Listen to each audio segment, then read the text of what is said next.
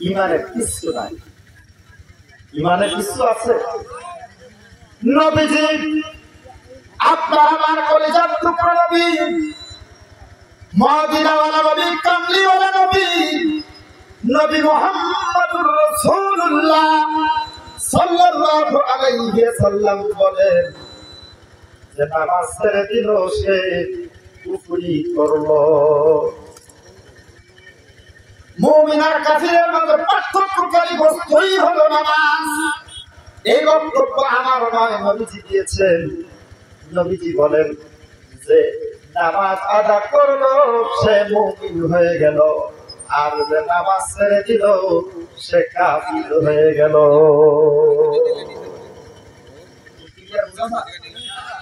শুধু তাই না, নবীজি লম্বা বক্তব্য রাখলেন। নবীজি আরো বক্তব্যকে পাড়া দিলেন। গভীর মনোযোগের সাথে শুনেন প্রাণের ভাইরা। আল্লাহর নবী বলেন কিয়ামতের ময়দানে সর্বপ্রথম নামাজের হিসাব গ্রহণ করা হবে। যারা নামাজের হিসাব যথাযথভাবে দিতে পারবে তার জন্য পরবর্তী হিসাব পুরো আল্লাহ তাআলার পক্ষ থেকে সহজ হয়ে যাবে। আল্লাহর নবী বলেন যে ব্যক্তি নামাজের হিসাব যথাযথভাবে দিতে পারবে না তার জন্য পরবর্তী হিসাবগুলো দেওয়া আল্লাহ তাআলার পক্ষ থেকে কঠিন হয়ে যাবে। বলেন নাউযুবিল্লাহ। সম্মানিত ভাইরা আমার, মনোযোগের সঠিক দিয়ে চলবেন, গভীর মনোযোগের সাথে কথাগুলো শুনবেন। আমার প্রাণের ভাইরা, নামাজ এমন এক ইবাদতের নাম, সর্বপ্রথম ঈমান, তারপরেই হলো নামাজ। তারপরে কি বলেন? সর্বপ্রথম ঈমান, তারপরেই হলো নামাজ। নামাজ নাই, চরিত্র নাই, নামাজ নাই, কিছু নাই, নামাজ নাই, কোন ইবাদতের দাম নাই, কোন দান সৎকার দাম নাই। নামাজ আছে তো সব আছে, নামাজ নাই তো কিছু নাই। বলেন কথা ঠিক কিনা? আমার ভাইরা, নামাজের কারণে মানুষ জান্নাতি হবে, আবার নামাজ না পড়ার কারণে মানুষ জাহান্নামে যাবে। আমার প্রাণের ভাইরা, আমাদের সমাজের ভিতরে নামাজি আছে। এখানে যদি জিজ্ঞাসা করি আপনারা কি নামাজ পড়েন, বলবেন কি হ্যাঁ আমরা নামাজ পড়ি, কিন্তু 5 ওয়াক্ত নামাজ পড়ে না, মাঝে মধ্যে নামাজ পড়ে, তার মানে জুমার নামাজ পড়ে। কথা ঠিক কিনা? আবার এক শ্রেণীর লোক হাত উত্তোলন করে গেলে হুজুর জুমার নামাজও পড়ার সুযোগ হয় না, শুধু ঈদের নামাজ পড়ি। কিসের নামাজ? সবাই বলেন কিসের নামাজ? ঈদের নামাজ। এটার নাম দিয়েছি আমি বার্ষিক নামাজি। আর যারা সাপ্তাহিক নামাজি, জুমার নামাজ পড়ে, তাদের নাম দিয়েছি সাপ্তাহিক নামাজি। আছে না? কথা বলেন আছে না? আবার এক শ্রেণীর মানুষ আছে, বাবার মুড়ি ধরে নামাজ রোজার দরকার নাই। এরকম লোক নাই। আর এক শ্রেণীর মানুষ আছে, হাঁটি গিয়ে নামাজ পড়ে। কথা বলেন ভাই। আবার খেয়াল করে না, আর এক শ্রেণীর মানুষ আছে, জুমার নামাজও পড়ে না, ঈদের নামাজ মন চাইলে যায়, না চাইলে যায় না, কিন্তু 5 বছর পর নামাজি হয়। এদের নাম দিয়েছি আমি ভোরের নামাজি। তাও আবার আসরের নামাজ 3 মসজিদে পড়ে। 3 মসজিদে কর্মী রপ্তানি করছে পাঞ্জাবি নেতা। ঘটনা কি? আপনি অমুক জায়গায় তো নামাজ পড়ে আসলেন আসরের নামাজ, আবার তার মাঝখানের পাড়াটাতে পড়লেন, এখানেও আবার নামাজে দাঁড়াচ্ছেন। ঘটনাটা কি তাইলে বুঝবি না? এগুলো হলো ভোটের নামাজ। জোরে বলেন কথা ঠিক কিনা? সম্মানিত ভাইরা আমার, সারাটা জীবন পাঞ্জাবি বিরোধিতা করে, জুব্বা বিরোধিতা করে, দাড়ি টুপির বিরোধিতা করে, আলেমদের বিরোধিতা করে, ভোটের সময় ঠিকই পাঞ্জাবি গায়ে দেয়। এরকম নেতা নাই। প্রত্যেক এলাকায় আছে। আপনাদের এলাকার ভিতরে না থাকলেও আমার এলাকায় আছে। সম্মানিত ভাইরা আমার, সম্মানিত বন্ধুগণ আমার, আল্লাহ রাব্বুল আলামিন কোরআন মাজিদের ভিতরে 5 ওয়াক্ত নামাজের বিধান দিয়েছেন। আমার প্রিয় ভাইরা, দৈনন্দিন জীবনে 5 ওয়াক্ত নামাজ আদায় করতে হবে। যারা কেবলমাত্র 5 ওয়াক্ত নামাজ আদায় করবে তাদের মধ্যে নামাজের হিসাবগুলো কিয়ামতের ময়দানে বেরিয়ে আসবে। যারা নামাজ আদায় করবে না তাদের হিসাব দেওয়া আল্লাহর পক্ষ থেকে কঠিন হয়ে যাবে। আমার তো ভাইরা আশ্চর্য হবে, কিয়ামতের ময়দানে মানুষের জাহান্নামে যাওয়ার ফয়সালা হবে। তারা বলবে আমরা 4টা অপরাধ করেছি, তার মধ্যে 1 নম্বর অপরাধ হলো আমরা দুনিয়ার জমিনে নামাজি ছিলাম না, নামাজিদের দলভুক্ত ছিলাম না। বুঝতে পারেন? একটু গভীর মনোযোগ। আবার অনেকে আছেন এখানে যে আমরা তো 5 ওয়াক্ত নামাজ পড়ি, আমরা তো 5 ওয়াক্ত নামাজ পড়ি, কিন্তু অনেকে আছি আমরা নামাজের ভিতরে অনেকে নামাজ পড়ে থেকে নামাজ থেকে শিক্ষা গ্রহণ আছে না? নামাজ থেকে আমাদের শিক্ষা গ্রহণ করতে হবে। নামাজ পড়লেই হবে না, নামাজ থেকে শিক্ষা গ্রহণ করতে হবে। বলবেন যে হুজুর নামাজ আবার আমাদেরকে কি শিখাবে? নামাজ আমাদেরকে কি শিখায়? শিক্ষা প্রতিষ্ঠান আছে শিক্ষা অর্জন করার জন্য। নামাজের কাছ থেকে কি শিখবো? ভাই নামাজের কাছ থেকে অনেক কিছু শিখার আছে। নামাজ আমাদেরকে অনেক কিছু শিখায়, তার মধ্যে অন্যতম 4টি জিনিস শিখায় নামাজ। কয়টি? জোরে বলেন কয়টি? আস্তে বলবেন না, কয়টি? 4টি। 1 নম্বর শুনুন, 1 নম্বর ঐক্যবদ্ধ হওয়া লাগবে। কি হওয়া লাগবে? ভাই আজকে সুর দিয়ে সংকার দিয়ে কথা বলবো না, গোছালো কথা বলতে চাই, আপনারা মনোযোগের সাথে শুনবেন যাতে আমল করতে পারে। সারা রাত ওয়াজ শোনার দরকার নাই, ইম্পর্টেন্ট কয়েকটা তথ্য নিয়ে যান, সফল হয়ে যাবে, নাজাতের কারণ হয়ে যাবে আজকের মাহফিল ইনশাআল্লাহ। বলেন না ইনশাআল্লাহ। 1 নম্বর ঐক্যবদ্ধ হবে। কি হওয়া লাগবে? কি হওয়া লাগবে? ঐক্যবদ্ধ। তার মানে নামাজে যখন আপনি যান তখন এক কাতারে দাঁড়ান না। আওয়ামী লীগের লোক সেই কাতারে, বিএনপির লোক সেই কাতারে, জামাত ইসলামীর ভাইয়েরা সেই কাতারে, তবলিগ জামাতের ভাইয়েরা সেই কাতারে, অন্যান্য পার্টির ভাইয়েরাও সেই একই কাতারে আছে না? কথা বলেন আছে না? নাই? কোন দলাদলি নাই, কোন মতভেদ নাই, কোন মতপার্থক্য নাই। কোনদিন তো বলেন নাই এই তুই তরমুজ পার্টির লোক স্কুলের কাতারে যা, বলছেন? বলেন বলছেন? বলেন নাই, কোনদিন বলেন নাই এই তুই অমুক দলের লোক, বিরোধী দলের লোক, তুই পিছনের কাতারে যা। এই কথা কি কোনদিন কেউ বলেছে? অথবা কি কেউ কোনদিন বলেছে এই তুই আমার বাড়ির চাকর, তুই পিছনের কাতারে যা, আমি মালিক, আমি সামনের কাতারে যাবো? কালো মানুষ কালো মানুষ, তুই পিছনের কাতারে যা, এই কথা বলেছে? সম্মানিত ভাইয়ের আমার, মন্ত্রী সাহেব যেই কাতারে, মন্ত্রীর ড্রাইভার সেই কাতারে, কোনো বৈষম্য নাই, কোনো তফাৎ নাই। লম্বা মানুষ যেই কাতারে, খাটো মানুষ সেই কাতারে, ধনী মানুষ যেই কাতারে, গরিব মানুষ সেই কাতারে। বলেন আছে না নাই? সরকারি দলের লোক যেই কাতারে, বিরোধী দলের লোক সেই কাতারে, পাঁচকল্লিওয়ালারা যেই কাতারে, লম্বা টুপিওয়ালারাও সেই কাতারে, কোনো মত পার্থক্য নাই। তার মানে নামাজ আমাদের শিখাচ্ছে ঐক্যবদ্ধ হওয়া লাগবে। নামাজের কোনো মত পার্থক্য নাই, নামাজের ভিতরে যেমন এক কাতারে দাঁড়িয়ে গেছে, কোনো দলাদলি নাই। মসজিদ থেকে বের হওয়ার পরেও তোমাদের ঐক্যবদ্ধ হয়ে থাকা লাগবে। এটা হলো নামাজের 1 নম্বর শিক্ষা। আমার প্রাণের ভাইরা, কেন আপনি ঐক্যবদ্ধ হবেন না? আল্লাহ সুবহানাহু ওয়া তাআলা কুরআন মাজিদের ভিতরে জানায় দেন, ওয়ামাইয়া আতাসিব বিল্লাহি ফাকাদ হুদিয়া ইলা সিরাতিল মুস্তাকিম।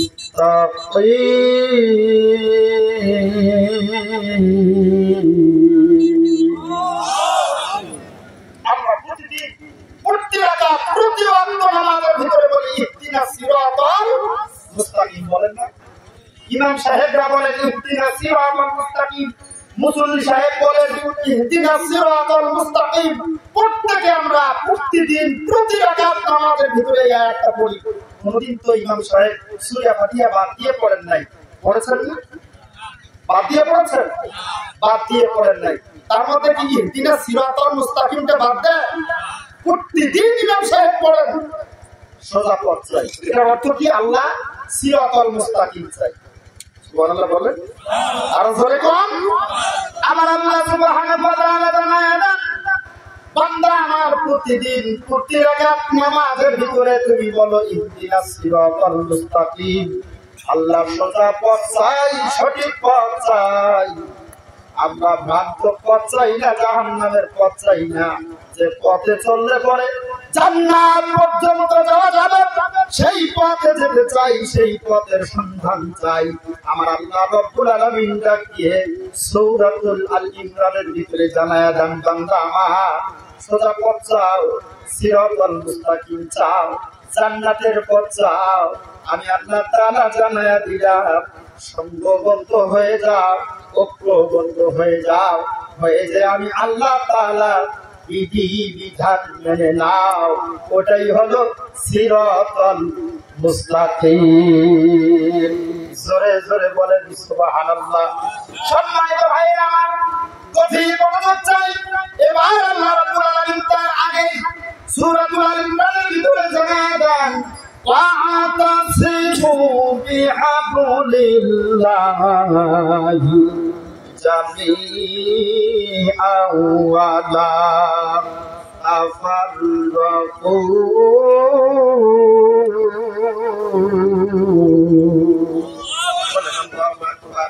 আল্লাহ রাব্বুল আলামিন বলেন, তোমরা সংঘবদ্ধ হয়ে আমি আল্লাহ তাআলা রজ্জুকে ধারণ করো।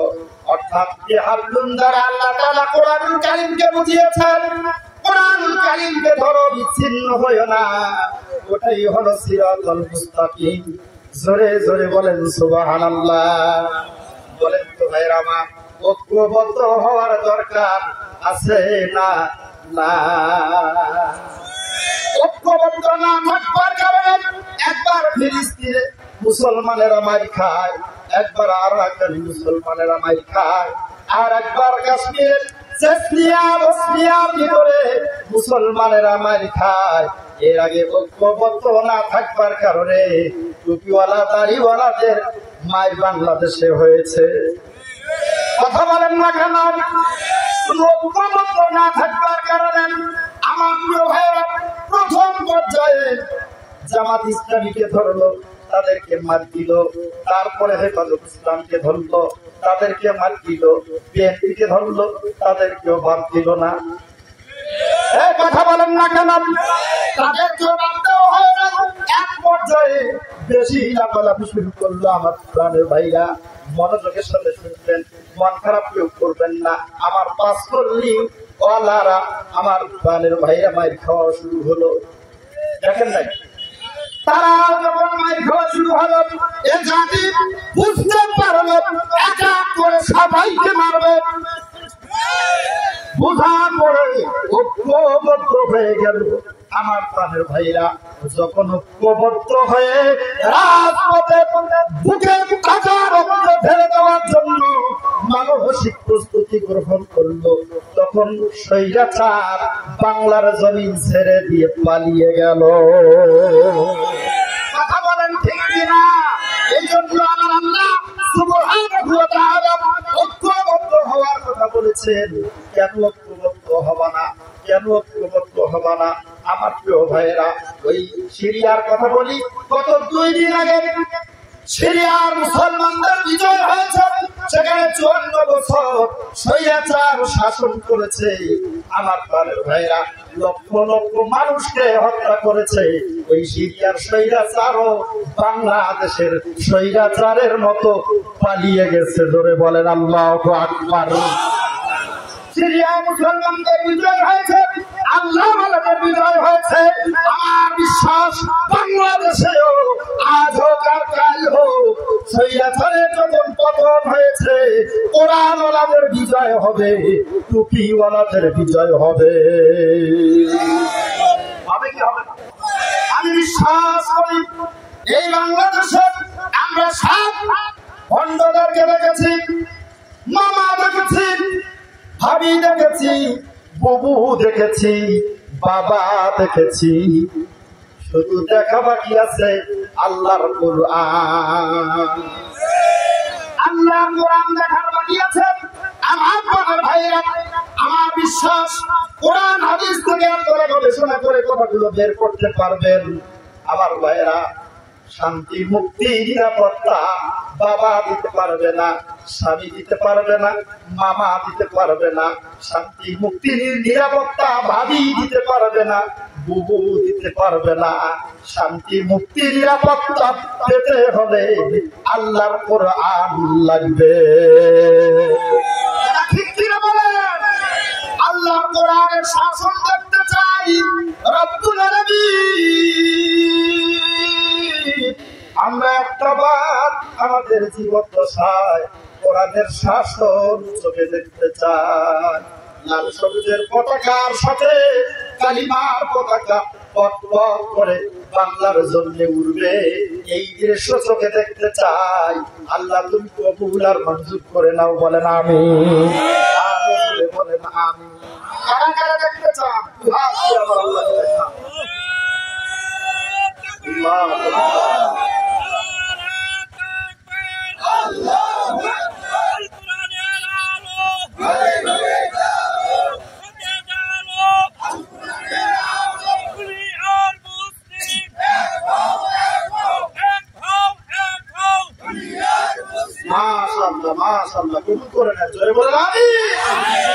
সম্মানিত ভাইরা আমার, গভীর মনোযোগ চাই।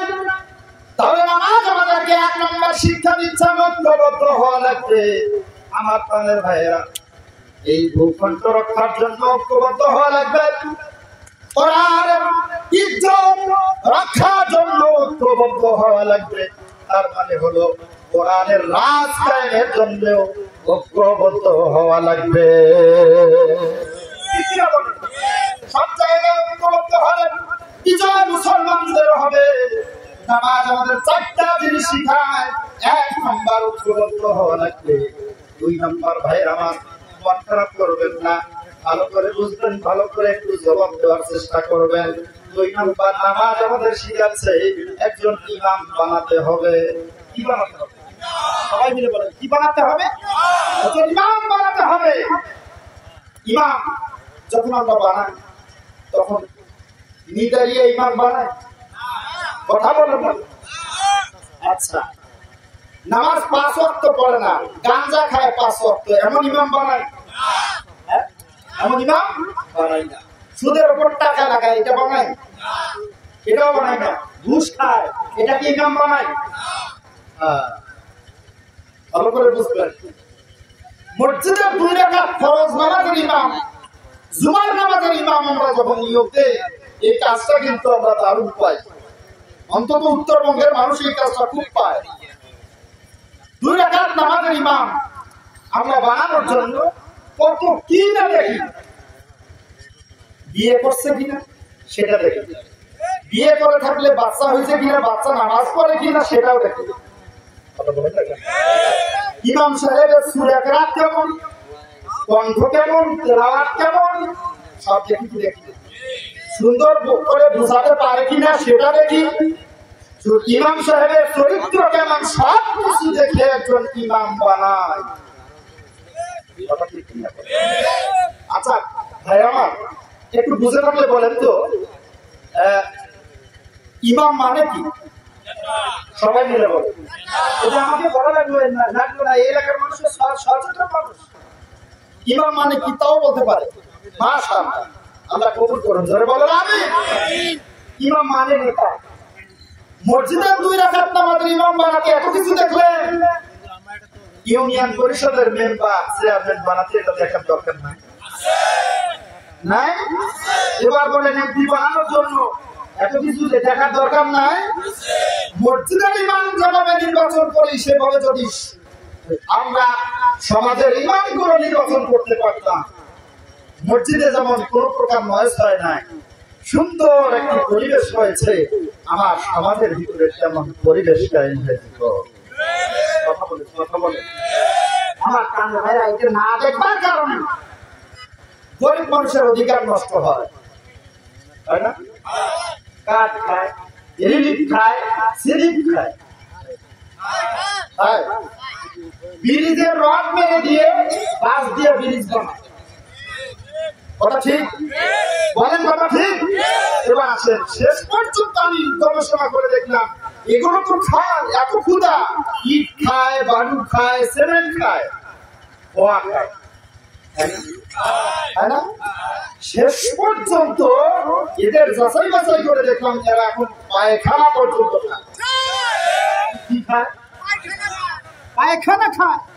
আপনাদের এলাকার ইমামরা অর্থাৎ ওই সমাজের নেতারা এগুলো খায় না, আমার গঙ্গাচড়া নেতারা কিছুটা খায়। দক্ষিণ অঞ্চলের কিছু নেতা আছে তারা খায়। আমার এলাকার ভিতরে আমি আগে যে মসজিদের ইমাম ছিলাম, এখন তো শিয়ালখোয়া বাজার মসজিদে খোদবা দেই, সেখানেও অনেক মুসলিম এখানকার ওখানে হয়তো যায়, আপনার অনেকের মানুষ ওখানে নামাজ পড়েছে। ভাই আমার, আমি এই কথাগুলো দায়িত্বহীন করতে আমি শিয়ালখোয়া মসজিদেও দেই, এই কথাগুলো বলি, সর্বত্র বলি। আমার গঙ্গাচড়ার ভিতরে এক মসজিদে আমি জুমার খোদবা দিতাম, সেখানে সরকারি বরাদ্দ হলো 1 লক্ষ টাকার বরাদ্দ, একটা পায়খানার বরাদ্দ। কিসের বরাদ্দ ভাই? পায়খানার বরাদ্দ। যাই হোক, জুমার দিনে নামাজ ওই পড়াতে যাব, এমন সময় দেখলাম মিস্ত্রি সাহেব পায়খানার কাজ শেষ করে আমার জন্য দাঁড়ায় আছে। আমি তাকে বললাম, ভাই কেন দাঁড়িয়ে, কাজ শেষ? বলছে, জি হুজুর আমি চলে যাবো, আজকে থেকে কাজ শেষ, বাথরুমের কাজ কমপ্লিট, অর্থাৎ পায়খানার কাজ কমপ্লিট। কিসের কাজ? জোরে বলেন, কিসের কাজ?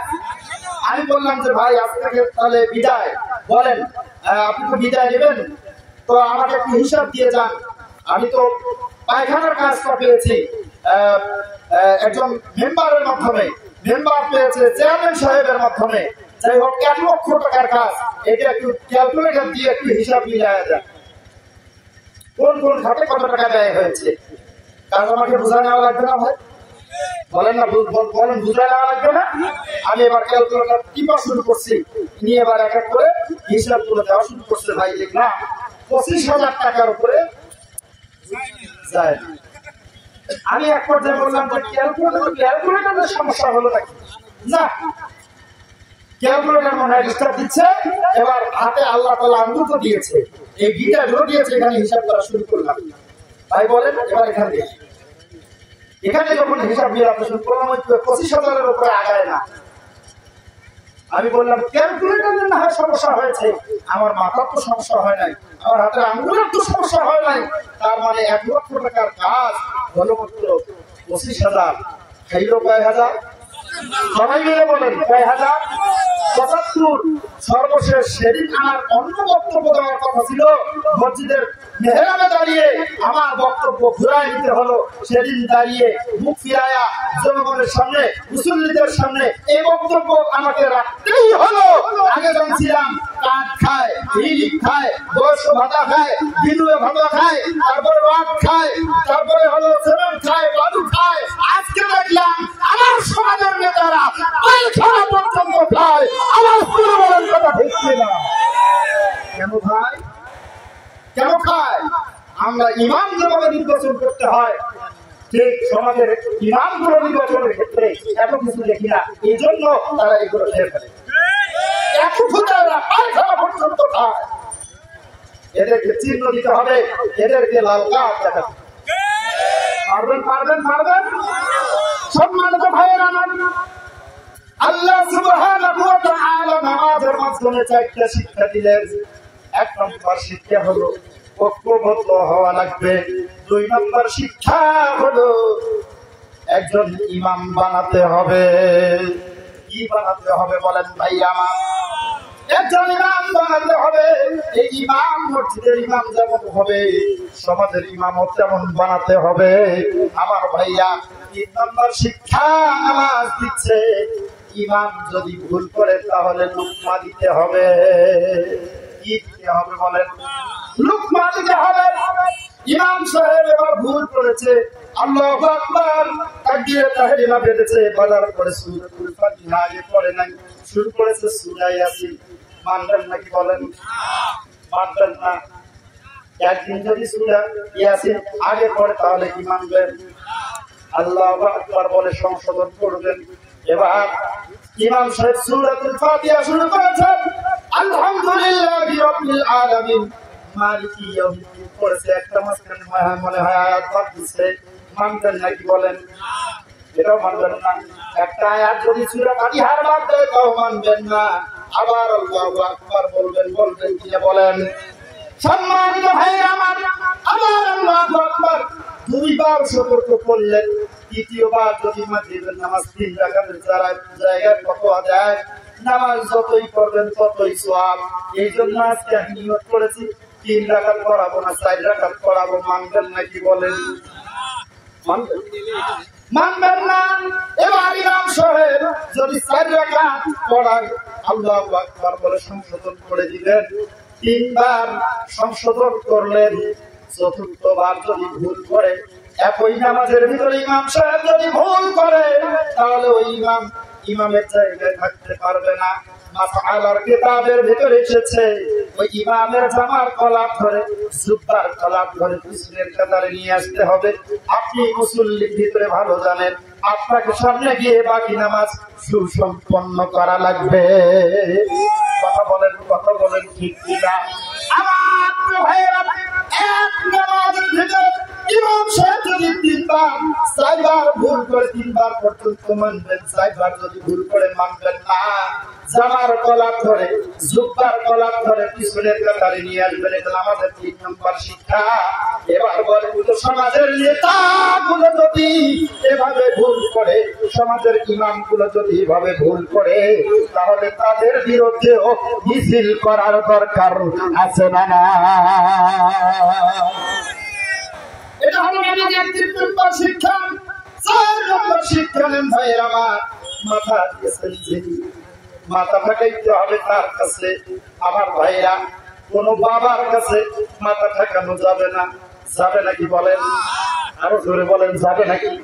কোন নেতার কাছে মাথা নত করা যাবে নাকি? রবের কাছে মাথা নত করতে হবে, রবের কাছে মাথা নত করা যাবে না। মাথা দিয়েছেন তিনি, সিজদা করেন তিনি, আর কারো কাছে মাথা নত করা যাবে না। আমরা তো রবের কাছে মাথা নত করি না, রবের কাছে মাথা নত করি। কথা বলেন ঠিক কিনা? নেতা নেত্রীদের কাছে মাথা নত করি, এমপি মন্ত্রীদের কাছে মাথা নত করি। আমার ভাইয়া, নেতা চেয়ারম্যানদের কাছে মাথা নত করি না ভাই। এই মাথা দিয়েছে ওই আল্লাহর কাছে মাথা নত করা লাগবে। পৃথিবীর আর কারো কাছে মাথা নত করা যাবে না, হারাম। এটা বুঝে আমার কি ভাইরা, অনেকে আছে বাবার অনুসারী, বাবার কাছে গিয়ে মাথা নত করে। ভালো করে বুঝবেন, মাথা অন্যের কাছে নত করা শিরক। মাথা নত করতে হবে একজনের কাছে। তিনি কি? সবাই মিলে বলেন তিনি কি? আবার গান কর, কেউ না খালি বাবা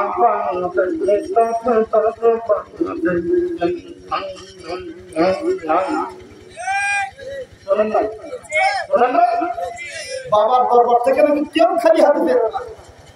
এটা একটি কুফরি কথা, এটি একটি শিরকি কথা। ইমাম কেউ ফেরে না খালি হাতে একজনের দরবার থেকে। তিনি কে? আরে ভাই, বাবার দরবারের কথা বাদ দেন, আপনি আল্লাহ দরবারের কথা বলেন। এভাবে বলেন, কেউ ফেরে না খালি হাতে আল্লাহর দরবারে, লা ইলাহা জোরে লা ইলাহা ইল্লাল্লাহ লা ইলাহা লা ইলাহা ইল্লাল্লাহ লা ইলাহা লা ইলাহা ইল্লাল্লাহ মুহাম্মাদুর রাসূলুল্লাহ। আর একটা গান ইউটিউবের মধ্যে শুনলাম, ভাইরা আমার গানটা টানতেছে আর বলতেছে কিরামান কাতিবিন রোজ হাসরের দিন, কিরামান কাতিবিন রোজ হাসরের দিন, আল্লাহর দরবারে যদি করে অভিযোগ আমি বলবো দুনিয়ায় ছিলাম ল্যাংটা বাবার লোক।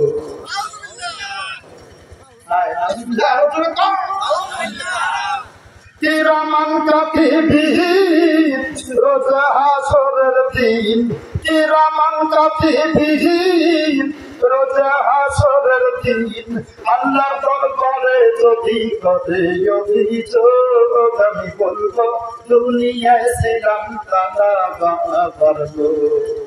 আমি বলবো দুনিয়ায় ছিলাম পাগলা বাবার লোক। আমি বলবো দুনিয়ায় ছিলাম শিকল বাবার লোক। বাবা প্রমাণ সমাজের ভিতরে কোনো অভাব নাই। ল্যাংটা বাবার গান শুনলাম, ল্যাংটা বাবা, ল্যাংটা বাবা রে, তোমাকে দেখলে আল্লাহ দেখা। আমার সমাজের ভিতরে ল্যাংটা বাবা কাপড় নাই, তার নাম দিয়েছে ল্যাংটা বাবা। তালা ঝুলাই রেখেছে, তার নাম হলো তালা বাবা। সব হয়ে গিয়েছে করছে, এটার নাম হলো সব বাবা। কত বাবা! আমার তো ভাইরা এই বাবাদের মাধ্যমে ইমান ধ্বংস হয়ে যাবে, মানুষগুলো জাহান্নামে চলে যাবে। আমার ভাইরা এই বাবার পিছে পিছে গিয়ে আমাদের ইমানকে নষ্ট করে ফেলেছি। অনেক ইমান চলে গেছে, অনেকে টের পায় না। সম্মানিত আল্লাহর গোলামের ভালো করে কান লাগান, মাথা নত করতে হবে বাবার কাছে না আল্লাহর কাছে, নেতা নেত্রীর কাছে নাকি আল্লাহর কাছে, রবের কাছে নাকি রবের কাছে? রবের কাছে মাথা নত করতে হবে। এটা হলো নামাজের 4 নম্বর শিক্ষা। আমার প্রাণের ভাইরা, এই 4টা শিক্ষা যারা অর্জন করে না, নবীজি আপনার আমার পরিজাত টুকরো নবী, নবী মুহাম্মদুর রাসূলুল্লাহ সাল্লাল্লাহু আলাইহি ওয়াসাল্লাম বলেন, ওয়া ইনসামা ওয়া সাল্লা মা তুকাব্বিলা মিনকুম, এরা নামাজ পড়লেও তা না পড়লেও তা, এদের নামাজ আল্লাহর দরবারে কবুল হবে না। যারা নামাজ শিক্ষা গ্রহণ করে না, আমাদের শিক্ষা কয়টা বললাম ভাই বলেন? 1 নম্বর ঐক্যবদ্ধ হওয়া লাগবে, 2 নম্বর ইমাম বানাতে হবে, 3 নম্বর ইমাম যদি ভুল করে লুকমা দিতে হবে, 4 নম্বর রবের কাছে মাথা নত করতে হবে, আর কারো কাছে মাথা নত করা যাবে না। এই 4টা শিক্ষা যারা কমসে কম নামাজ থেকে অর্জন করে না, ওয়া ইনসামা ওয়া সাল্লা মা তুকাব্বিলা মিনকুম, নবীজি বলেন এদের নামাজ পড়লেও তা না পড়লেও তা, এদের নামাজ আল্লাহর দরবারে কবুল হবে না। কথা বলেন ঠিক কিনা?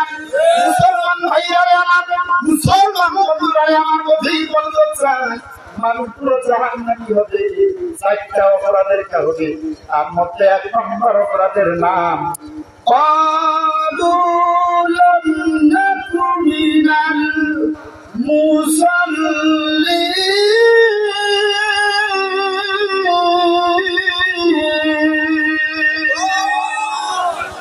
আমার আল্লাহ সুবহানাহু ওয়া তাআলা এই জাহান্নামীদের কথাকে কোরআন কারীমের ভিতরে সূরাতুল মুদ্দাসসিরের ভিতরে করে জানায় দিয়েছে মানুষগুলো জাহান্নামী হবে চারটা অপরাধের কারণে। এক নম্বর অপরাধের কথা এই জাহান্নামীরাই স্বীকার করবে আমরা দুনিয়ার জমিনে নামাজি ছিলাম না। কি ছিলাম না বলেন ভাইরা? এবার বলেন তো দেখি জাহান্নামের আযাব থেকে বাঁচার জন্য নামাজ আদা করার দরকার আছে না নাই? জোরে বলেন আছে না নাই? আমার প্রিয় ভাইরা নামাজের অন্তর্ভুক্ত হওয়া লাগবে। আমার প্রিয় ভাইরা বেনামাজি নেতা বেছে নিলে হবে না, নামাজি নেতার প্রয়োজন আছে না না? আমার প্রিয় ভাইরা তাহলে এক নম্বর জাহান্নামে যাওয়ার জন্য নামাজ আদায় না করা বলবে। এবার শোনেন 2 নম্বর অপরাধ। আল্লাহ সুবহানাহু ওয়া তাআলা এই জাহান্নামীদের কথাকে কোরআনুল কারীমের ভিতরে কোট করে জানানো দিয়েছে।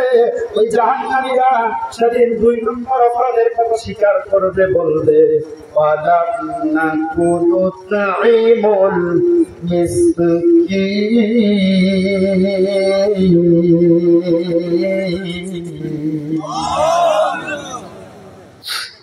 সম্মানিত ভাইরা আমার, জাহান্নামীরা সেদিন বলবে আমরা দুনিয়ার জমিনে 2 নম্বর অপরাধ করেছি। 2 নম্বর অপরাধটা হলো আমরা মিসকিনদেরকে খেতে দেই না, মিসকিনদেরকে খাবার দেই না। আমার ভাইরা আপনার পকেটের ভিতরে টাকা, এই টাকার ভিতরে মিসকিনের হক আছে না নাই? ভালো করে খেয়াল করবেন, পকেটের টাকার ভিতরে আপনার যেমন হক আছে, আপনার যেমন অধিকার আছে, আপনার সন্তানেরও তেমন আছে, আপনার স্ত্রীরও তেমন আছে, আপনার মা বাবারও তেমন আছে। সন্তান যখন আপনার সামনে দাঁড়িয়ে স্কুল যাওয়ার সময়, মাদ্রাসায় যাওয়ার সময় টাকা চায়, আপনি পকেট থেকে বের করে যান, কারণ এই টাকার ভিতরে তাদের অধিকার আছে না? আপনার সম্পদের ভিতরে স্ত্রীর অধিকার আছে, সন্তানের অধিকার আছে, মা বাবার অধিকার আছে, ভাই বোনদের অধিকার আছে, আত্মীয় স্বজনেরও তেমন অধিকার আছে না নাই? আমার ভাইরা প্রতিবেশীরও তেমন অধিকার আছে, মিসকিনদেরও তেমন অধিকার আমার আল্লাহ সেখানে দিয়েছে। আরো জোরে আল্লাহ রাব্বুল আলামিন কোরআনুল কারীমের অন্য আয়াতের ভিতরে বলেন ফাআম্মাল ইয়াতীমা ফালা তাকহার ওয়া আম্মাস সাইলা ফালা তানহার। বলেন আল্লাহু আকবার।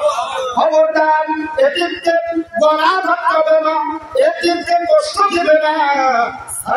হাত বাড়ায় যারা সামর্থ্য থাকবার পরে খালি হাতে ফিরাইয়া দিবে না। বক্তব্যটা বলেন আরো জোরে বলেন বক্তব্যটা। আমার প্রিয় ভাইয়েরা, আমার প্রিয় বন্ধুগণ, ওরটা করে মিসকিনদের দান করবেন এটা না, বরং আপনার সম্পদের ভিতরে আল্লাহ মিসকিনদের অধিকার সেখানে রেখে দিয়েছে। যখন মিসকিন সামনে আসবে তখন তার অধিকার আদায় করতে হবে। সুবহানাল্লাহ। আর আমার প্রিয় ভাইয়েরা, আমার প্রিয় বন্ধুগণ, সাইল যখন হাত বাড়াবে সামর্থ্য থাকবার পরে আপনি একজন সাইলকে খালি হাতে ফিরাইয়া দিতে পারবেন না, আমার আল্লাহ নিষেধ করে দিয়েছে। আমার প্রিয় ভাইয়েরা, আমার প্রিয় বন্ধুগণ, এখন ধানের মৌসুম, ধানের ভিতরে আল্লাহ রাব্বুল আলামিন ফসলের ব্যবস্থা করে দিয়েছেন। তার মানে আল্লাহ শেষ দিয়ে যদি উৎপাদন হয় তাহলে 10 ভাগের 1 ভাগ আল্লাহর পথে ব্যয় করা লাগবে, ঠিক না? সম্মানিত ভাইরা, যাকাত ভিত্তিক অর্থ ব্যবস্থার কথা আল্লাহ বলেছেন। যেখানে নামাজের কথা সেখানেই যাকাতের কথা। আকিমুস সালাত ওয়া আতুজ যাকাত আছে না নাই? যেখানে নামাজ থেকে সেখানেই প্রায় যাকাতের কথা। নামাজ পড়বেন, যাকাত ফরজ হওয়ার পরে যাকাত আদা করবেন না, ওই নামাজ দিয়ে 4 পয়সার কাজ হবে না। ভালো করে বুঝবেন। আমার প্রিয় ভাইরা, আপনি সম্পদের যাকাত আদা করবেন না, ওসর আদায় করবেন না, মিসকিনদের হক আদায় করবেন না, ফকির অসহায় যারা তাদের হক আদায় করবেন না, এই সম্পদগুলো দ্বারা বিশ্ব নবী আপনার আমার কলিজার টুকরো নবী নবী মুহাম্মদুর রাসূলুল্লাহ সাল্লাল্লাহু আলাইহি ওয়াসাল্লাম বলে এই সম্পদ দিয়ে কিয়ামতের ময়দানে দুইটা সাপ বানানো হবে। বলেন কয়টা সাপ? আরো দুইটা বলেন। দুইটা সাপ বানানো হবে। দুইটা সাপ সমস্ত শরীরকে ছড়ে নিবে আর গালে দংশন করতে থাকবে আর বলতে থাকবে আমি তোমার মাল, আমি তোমার সম্পদ, আমি তোমার ব্যাংক ব্যালেন্স, আমি তোমার সোনা দানা রূপা, আমি তোমার সব জায়গা। তুমি হক আদায় করো নাই মিসকিনদের, অসহায় মানুষদের, যার কারণে আজকে তোমাকে এই শাস্তি পেতে হচ্ছে। তিরমিজির হাদিস, নবীজি বলেন মুসলমান করবেন না, যাকাত দিবেন না, মিসকিনদের হক আদায় করবেন না, আপনার সম্পদ দ্বারা দুটো সাপ বানাতে হবে। সাপ দুটা দুই জালে দর্শন করতে থাকবে আর বলতে থাকবে আমি তোমার মা, আমি তোমার। চিন্তা করতে পারে কত কঠিন কথা। জাহান্নামীদের ভূমিকম্প অপরাধটা হবে তারা নিজে বলবে আমরা মিসকিনদেরকে খেতে দেই নাই, মিসকিনদের হক আদায় করি নাই। এখন ধানের মৌসুমে একটু আগে যেটা বললাম, এই ধানের মৌসুমে আপনাকে ওষুধ আদায় করবেন। কেন আপনি ওষুধ আদায় করবেন? আল্লাহ তো শেষ দিয়ে তো উৎপাদন করেছেন, কথা ঠিক কিনা বলেন? শেষ দিবেন না মানে আপনি ওষুধ আদায় করবেন না। মনে রাখবেন 100 মণ ধান পেয়েছেন, 100 মণে হারাম হয়ে যাবে। বুঝাইতে পারি না? আল্লাহ কোরআনে বলেছে আপনি ওষুধ আদায় না করবার কারণে 100 মণ ধান পেয়েছে, 100 মণে হারাম হয়ে যাবে। সুদ খাওয়া যেমন হারাম, ঘুষ খাওয়া যেমন হারাম, শুকুরের পায়খানা খাওয়া যেমন হারাম, কুত্তার গোশত খাওয়া যেমন হারাম, ওষুধ আদায় না করে ওই ধানের চাউল ভেঙে নিয়ে এসে ভাত রান্না করে খাবেন, এটাও হারাম। হারাম হারাম। সুতরাং ওষুধ আদায় করার দরকার আছে না? জোরে বলে আছে না? সম্মানিত ভাইয়েরা আমার, হক আদায় করবেন না, মিসকিনদের জাহান্নামে যাওয়া লাগবে। আমার ভাইয়েরা, বাস্তব জীবনের ঘটনা সিরাজ গেলাম আজ কয়েক বছর আগে ওয়াজ করার জন্য। বাইরে প্রত্যেকটা মাহফিলের প্রধান বক্তার দাওয়াত নেই। আমার প্রাণের ভাইয়েরা ভালো করে শুনবেন না। একটা পর্যন্ত ওয়াজ করার পরে মঞ্চ থেকে নামার পরে বাড়ির দিকে রওনা করলাম, তারপরে রংপুরের দিকে রওনা করলাম। ড্রাইভারকে সামনে বললাম ভাই নারা সামনে সিরাজগঞ্জ রোডে ও ফুড ভিলেজের সামনে কুদার করাইও, কুদা লেগেছে সেখানে একটু খেয়ে নে। বলুন ভাই সফর সঙ্গী ছিল 3 জন, ড্রাইভার আমি এবং আমার সফর সঙ্গী। ড্রাইভারকে বললাম ভাই একটু দাঁড় করাও। দাঁড় করাই দরজা খুলল, আমি পানামা দিলাম। গভীর রাত 2টা-2:30 বাজে। 2-2:30 সময় ছোট্ট একটি বাচ্চা, অনুমান করে বললাম বড় 7 থেকে 8 বছর বয়স, ভদ্র এক মানুষের সামনে দাঁড়াবে। আমি দূর থেকে দেখেছি দাঁড়িয়ে বলছে স্যার একটু খাওয়া খাওয়া হাত বাড়ায়, দূর দূর করে দাঁড়ায়। আমি সেখানে আবার ভালো করে দাঁড়ায় নিলাম, দেখি শেষ পর্যন্ত কি হয়।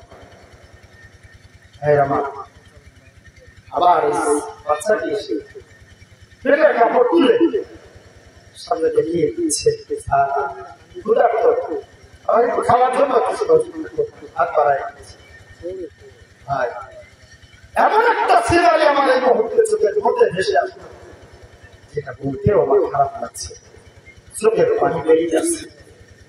সম্মানিত ভাইয়েরা আমার, নিষ্ঠুর হাত দেখতে ভদ্রের মতো, কিন্তু আসলে ভদ্র না, আসলে শয়তান।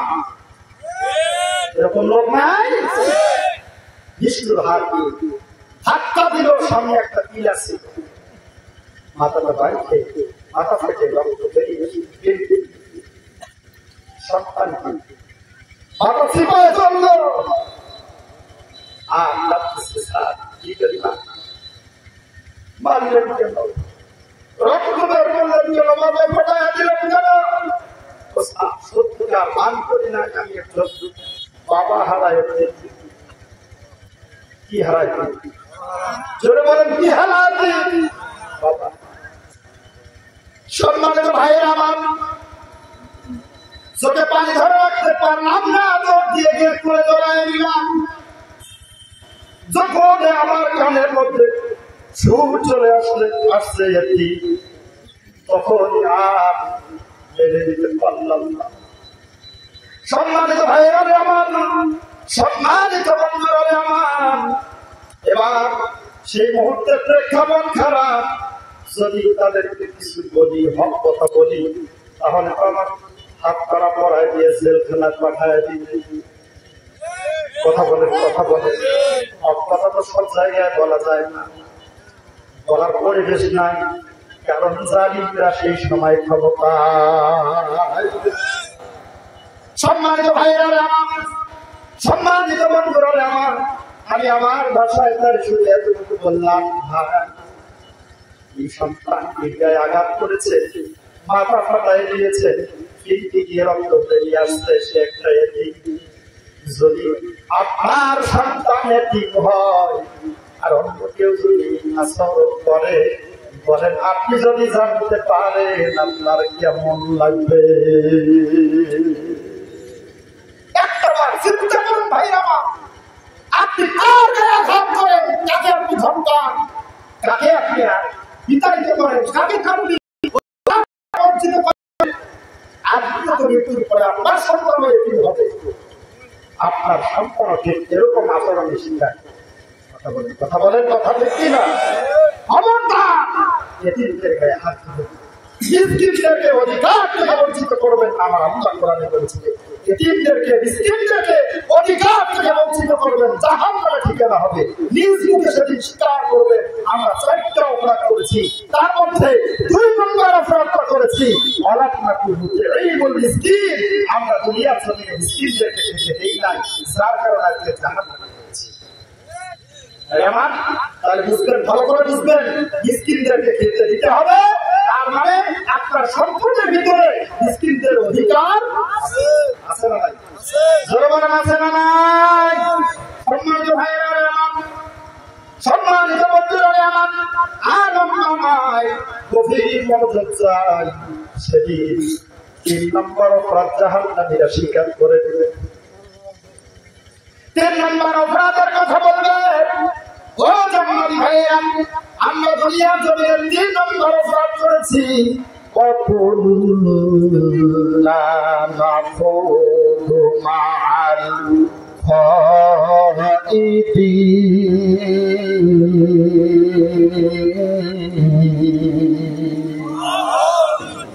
সেদিন তারা বললেন আমরা 3 নম্বর অপরাধ করেছি, তা হলো আমরা সমালোচকদের সাথে মিলিত হয়ে সমালোচনা করেছি। তার মানে গীবত করেছি। আমার ভাইরা নামাজও পড়ে, রমজানের রোজাও রাখে, মাথায় টুপিও দেয়, দাঁড়িয়েও আছে, চান্স পাইলে আল্লাহওয়ালাদের বিরুদ্ধে গীবত গায়। এরকম আল্লাহর ওলি বলেন তো আপনাদের এই এলাকায় আছে না? এরকম আল্লাহর ওলি আছে? চান্স পাইলে আমাদের বিরুদ্ধে ঝড় তুলছে। দুঃখ লাগে। 3 নম্বর অপরাধ জাহান্নামে যাওয়ার জন্য 3 নম্বর অপরাধ ভালো করে খেয়াল রাখেন। এই অপরাধটা করবেন, গীবত করবেন, অন্যের সমালোচনা করবেন, তো জাহান্নামে যাবেন। আপনি নিজে সেদিন বলবেন আমি 3 নম্বর অপরাধ করেছি, কারণ আমি ভালো ভালো মানুষগুলোর নামে বদনাম করেছি, গীবত করেছি, ইমাম সাহেবের দস্তুরজি বের করেছি। এরপরে হলো মুয়াজ্জিন সাহেবের পিছনে লেগেছিলাম, ইসলামী আন্দোলনের কর্মীদের পিছনে লেগেছিলাম, কোথায় কিন্তু শুনেছেন করছে এটা প্রকাশ করে বেড়াচ্ছি। দাড়িওয়ালা টুপিওয়ালাদের বিরুদ্ধে ঝড় তুলেছি, আলেমদের সমালোচনা করেছি, যার কারণে আজকে জাহান্নামে হয়েছি। কি হয়েছে?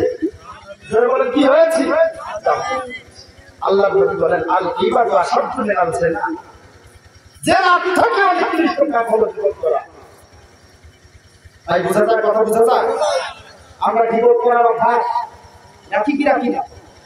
আমাদের অভ্যাস গীবত করা নাই ভাই। আপনি কত ভালো নিজের আত্মসমালোচনা করেন, আপনি কতটা ভালো, আপনি আত্মসমালোচনা করেন। আপনি আজকেই তো আত্মসমালোচনা করলে, আত্মসমালোচনা করলে দেখবেন আপনি মিথ্যা কথা বলেছেন। আজকেই যদি আপনি আত্মসমালোচনা করেন, তাই এখন আত্মসমালোচনা করলে দেখবেন আপনি ভাষায় কথা বলেছেন। মানুষের জমির আইন কেটে নিয়েছেন, ওজনে কম দিয়েছেন, খাদ্যে ভেজাল দিয়েছেন, কথা বলেন না? অফিসের টাইম ফাঁকি দিয়েছেন, ঘুষ খেয়েছেন, সুদের উপর লেনদেন করেন। এরকম চরিত্রের মানুষ নাই। আপনি অপরাধের জড়িত আর আপনি অন্যের সমালোচনা করেন। একটা বার চিন্তা করা দরকার, আপনি যে জীবন অন্যের করেন, আপনার আমল নামা যদি আল্লাহ প্রকাশ করে দেয়, আজকে যদি প্রকাশ করে দেয়, আগামীকাল মানুষের কাছে মুখ দেখাতে পারবে। ঠিক কিনা? আমার ভাইরা, নিজের দোষ হাজারো, সেদিকে একটা বার খেয়াল করে না, অন্যের দোষ নিয়ে আলোচনা। এরকম আল্লাহর ওলি আছে না নাই? এই কথা বলেন, এরকম আল্লাহর ওলি আছে না নাই? ভালো করে খেয়াল রাখবেন, এরকম আল্লাহর ওলি। আর তারা সমালোচনা বেশি করে, এদের একটা উদাহরণ দিলে আপনারা বুঝবেন।